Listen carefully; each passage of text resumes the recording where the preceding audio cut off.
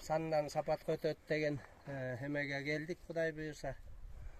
Мынакей силос, 1 гектар силос 2 жылдан бери айдап ушу чыкты тойду дайындап келебиз. Ошого эми баягы кыргыз уйлардын баарын саны менен эле буягы көп болуп аткандын баарын азайтып, мына мондай сүт багытындагы уйларга Галштейн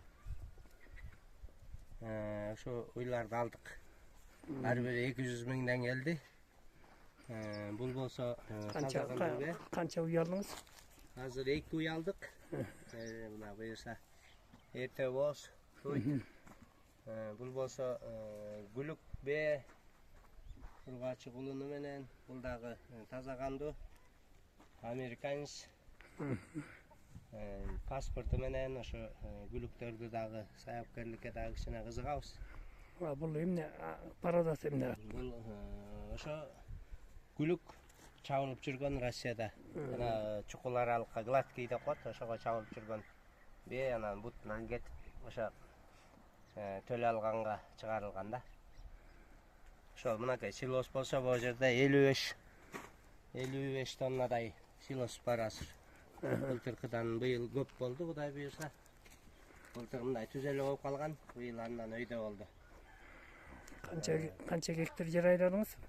Жүгөрү 1 гектардан айдап келатам ошо 2 жылдан бери. Мына чөп башты мал жебейт чөптү. Ошо силос эми ошо айдын аягында даяр болот, ошондон кийин бүт малга ошо силос бере баштайбыз.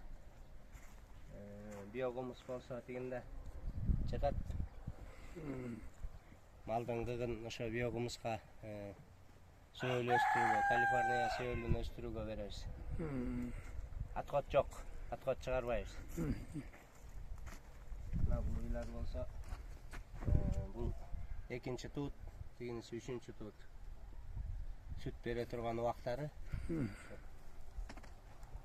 Андан кийин